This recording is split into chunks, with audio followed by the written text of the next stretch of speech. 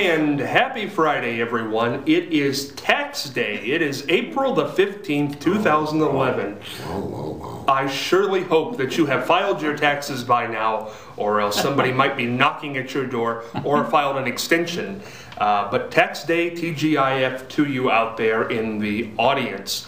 We do want to mention our sponsors this week. Brought to you by Peacock, or this day, Friday, brought to you by Peacock Water Conditioning. Their mission is simple. They want you to love their water.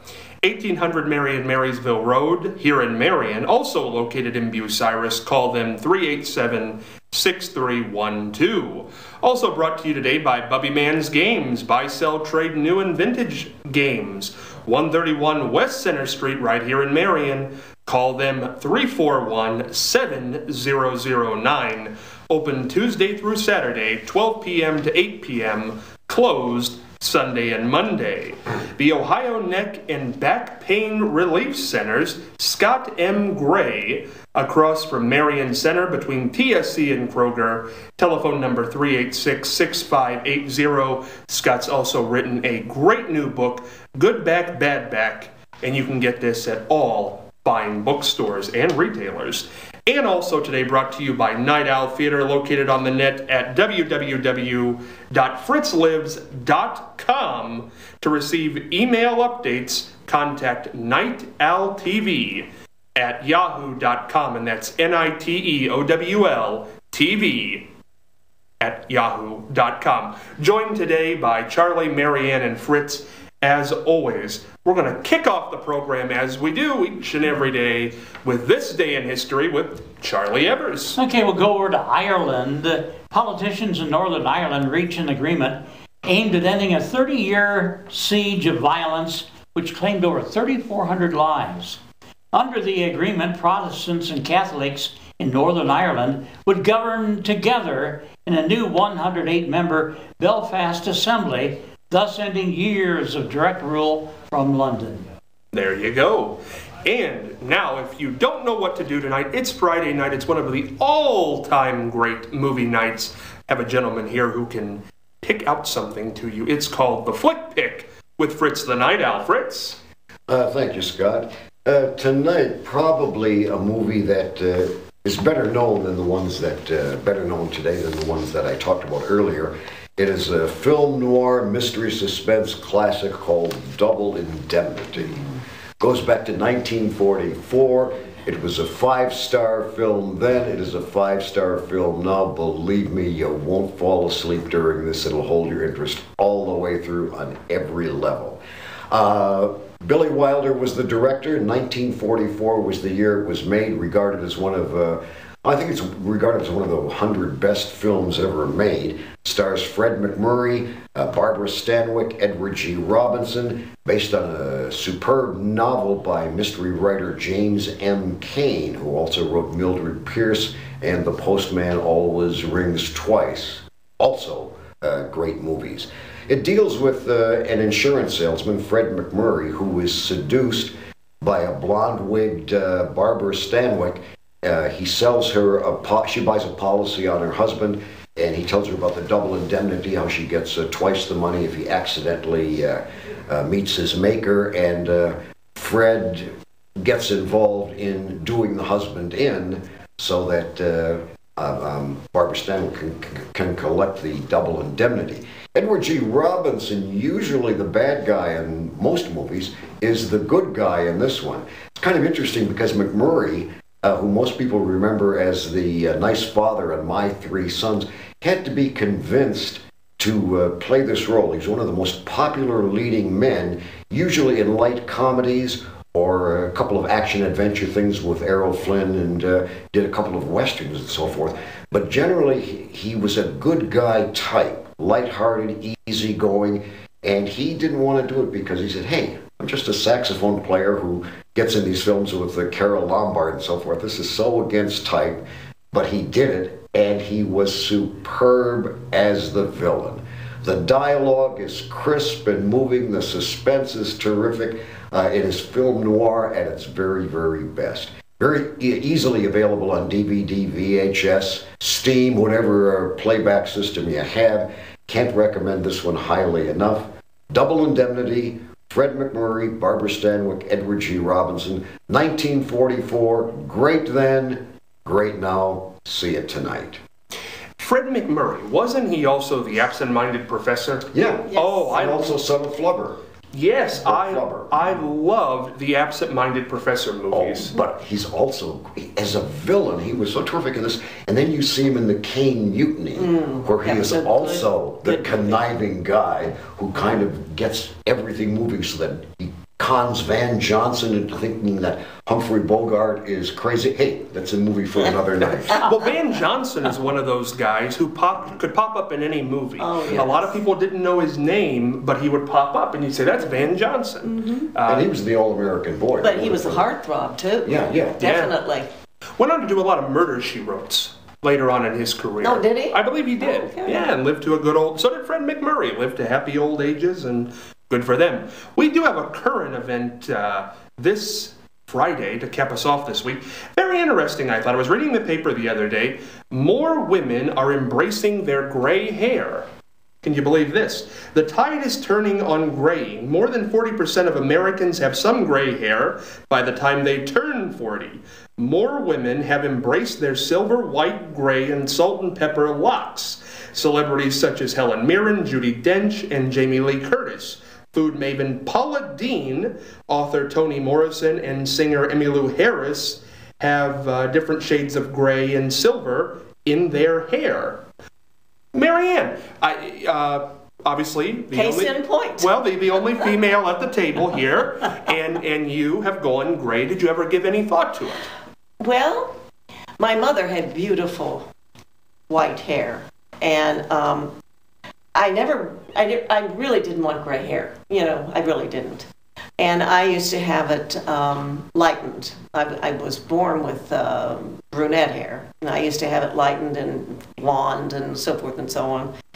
And I finally got to the point where I'm tired of putting this dye in my hair. And I asked the girl that does my hair, and I said, Connie, when do you think I'll be able to stop putting this dye in my hair? And she says, well, you're pretty close to it now.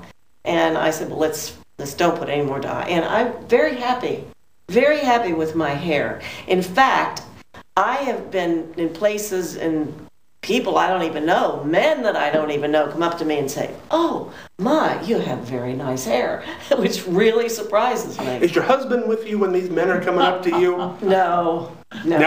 But he wouldn't care. He wouldn't care. No. Now, what age, if you don't mind, did you actually go gray, but you were still using the dyes and so forth? Probably when I was in my 50s, maybe. And when you decided to stop using the dyes? In my 60s. 60s. So not too long. See, I'm giving away my age, aren't I? Did you ever think about it when you were on television?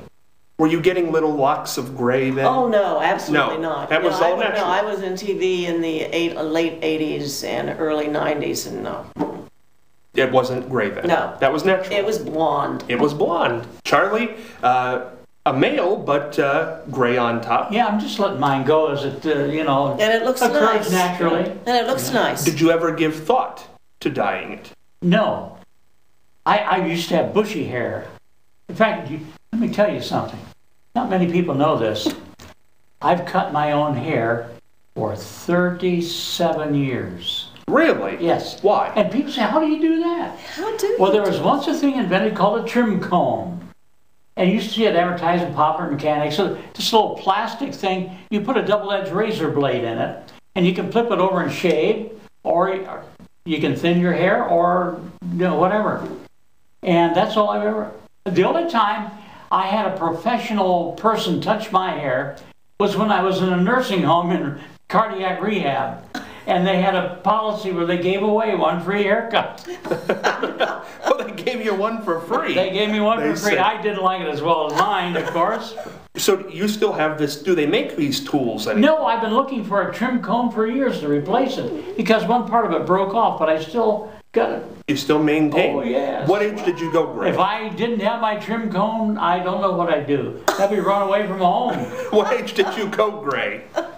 I don't know. It's been the last 10, 12 years, 15. So How old am I? 76? Yeah, it was quite a long time ago. So it was a long time Yes. ago, but no thought to dyeing it. No. You know, the interesting thing is my hair has not gone gray yet, but there's little bits and pieces you see, gray hairs popping out. But when I was in college, it was a big thing. People were highlighting their hair. Even the guys were highlighting their hair with a little bit of blonde. They called it frosting for guys. Right. Frosted your hair. So I did that then, and the one thing I learned was, and a reason I don't think I would ever dye my hair, is because it makes your hair very stiff. Yes, and very does. prickly and just a mess. You know, a pet peeve of mine are men who shave their heads. Do they think they look good? Apparently they do. But Speak to them right out there, Charlie. Well, Speak to the men who have all their hair. They do that, Charlie, because they're losing their hair. Well, that could be, and they That's just want to the get it over reason. with. I don't think that's all of them, Marion. Not all of them, but a good many of them. Prior to the Sweet 16 or whatever, those commentators with their bald heads, I don't know. You don't Why like is it. it? No. You don't like it. Fritz, what age did you go, or did you ever give any thought to coloring it? Well, I wear the hat because I'm bald on top, and quite frankly, my head gets very cold, which gives me a headache. So it's not an affectation or bad manners that I got the Count Basie hat on. It's literally, I wear a hat probably most during the waking hours. And you want to know major league pain, be a bald guy or somebody who's thinning and get a sunburn on the top of it. Oh. That happened once, and that was when I got the hat. But in air conditioning, the head gets cold and then I get a headache, so I wear the hat. I wish I had enough hair to dye, so it's never been an issue one way or the other. Would you dye it? If I had enough, I don't really know. It would. I have no big problem against dyeing it if it would knock 10 years off, I'd go, sure. I think it's interesting in the youth-oriented society that we all live in now that silver hair is coming. That is. That's very interesting. Isn't that bizarre? I think your complexion though has a lot to do I think with it does too. If you've got a pale complexion and you're gray, it's now men don't wear makeup, so I mean it's a thing that gray hair could literally wash out the whole face if you're pale.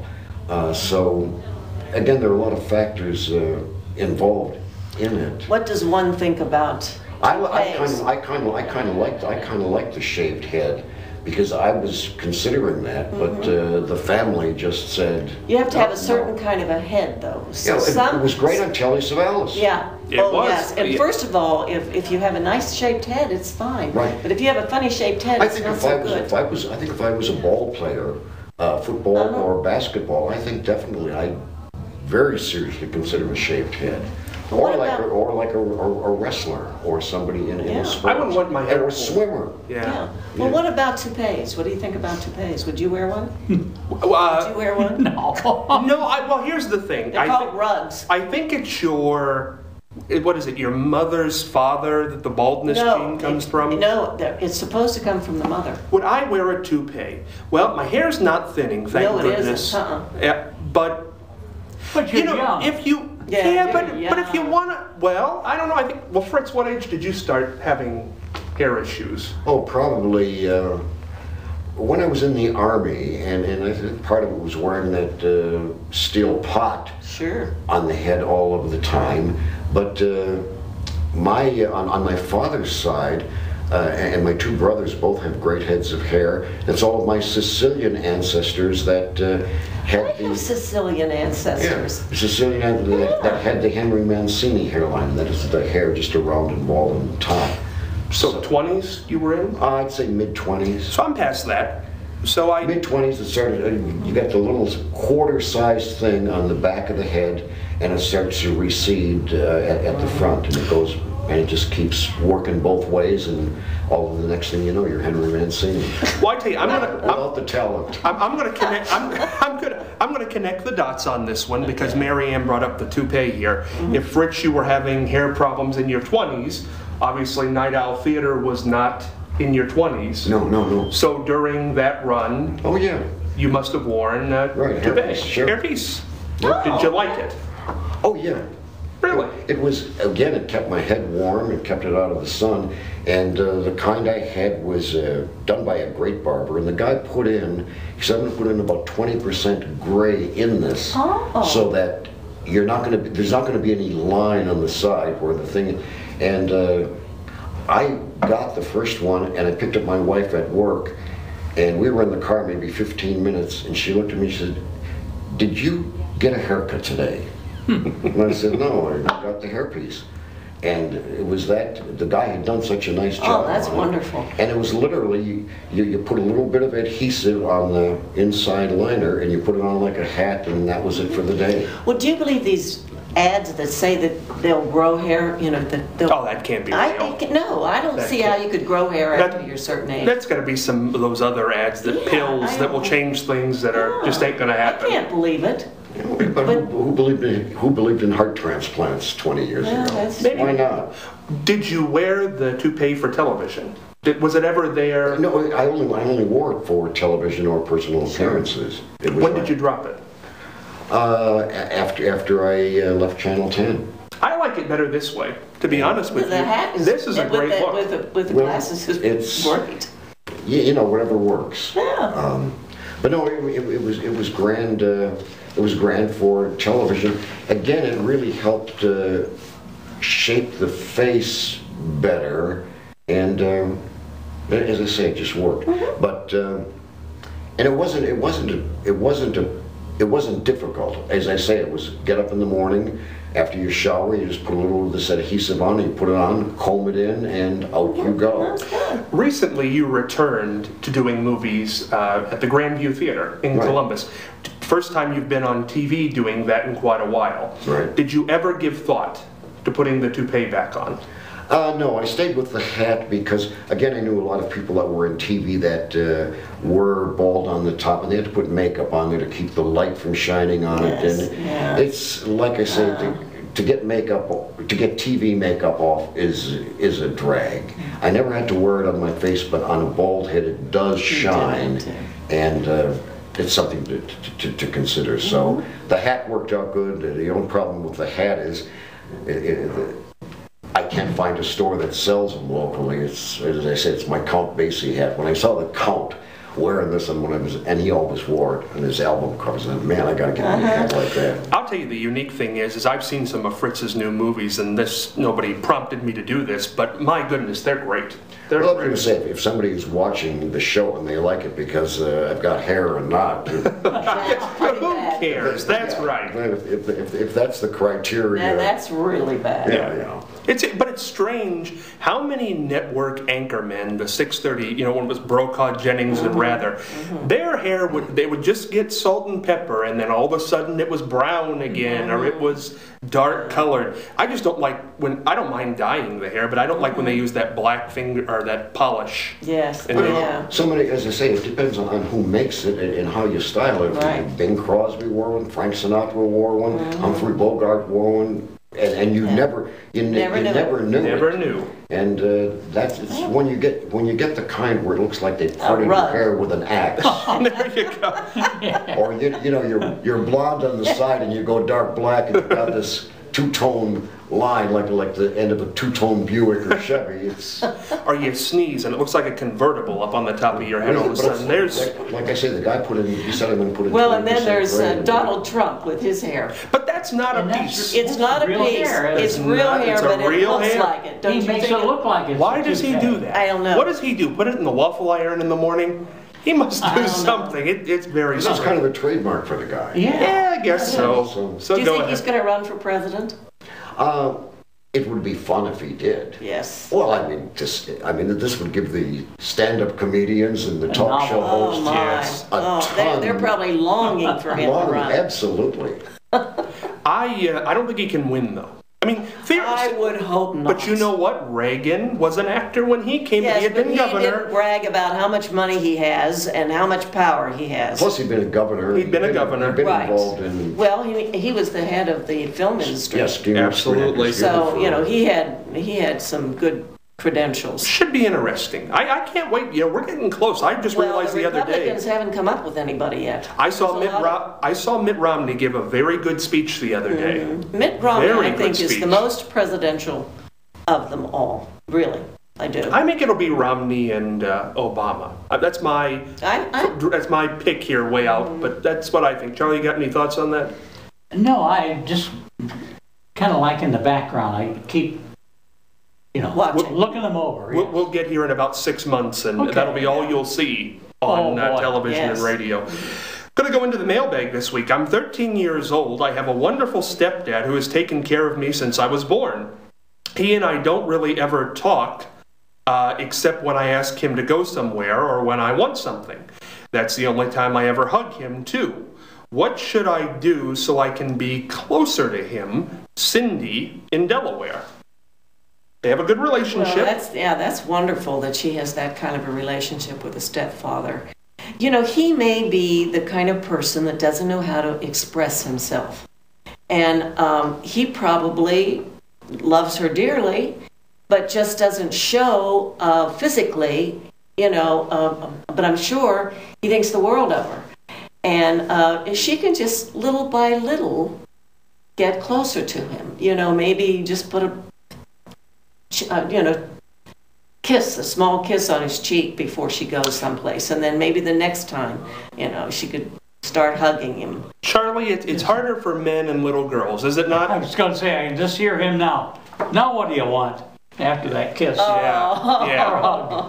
Well, just with the age of a gentleman who's 40 and it's not your biological daughter, and if somebody knows that, and I don't know, there are things going on in the world nowadays, Fritz, that there weren't.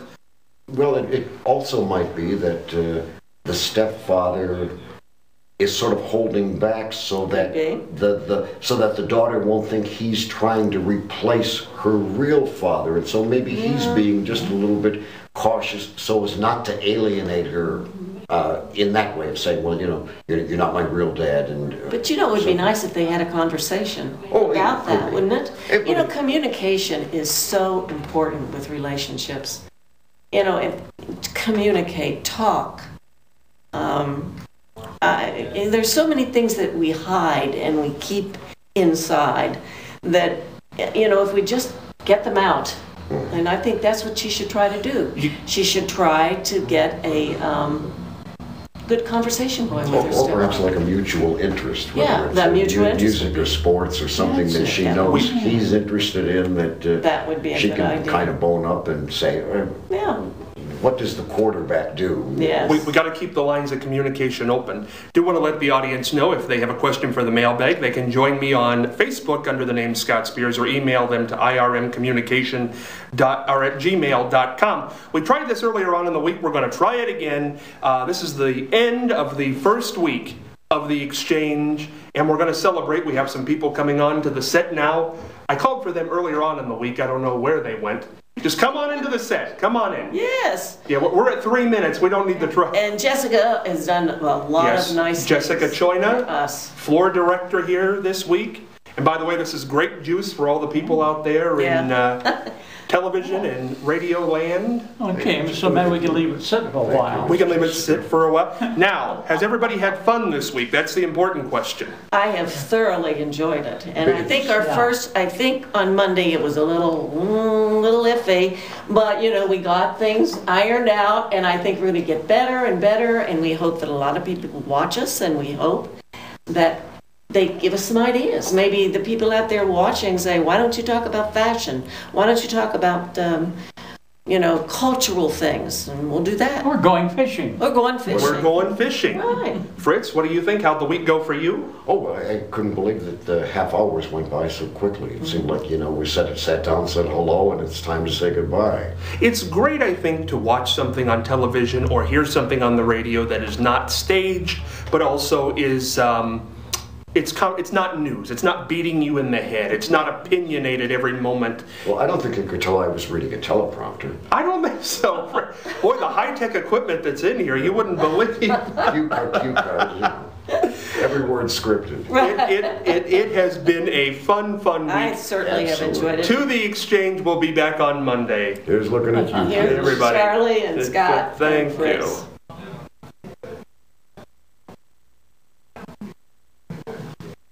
Good grape juice. It is good grape juice. And we'll all be back next week. Yes. Charlie, you'll bring some more juice? I'll bring some more juice. You'll bring that dog that you like with the papers with you. Oh, yeah. You'll bring that tea. That's why you gotta watch every day. You That's gotta right. start watching on Monday. You never know. Yeah, that's exactly right. You never know what's going to happen on the Exchange on whatever affiliate you're watching us on. Hope you're having a great time. Goodbye.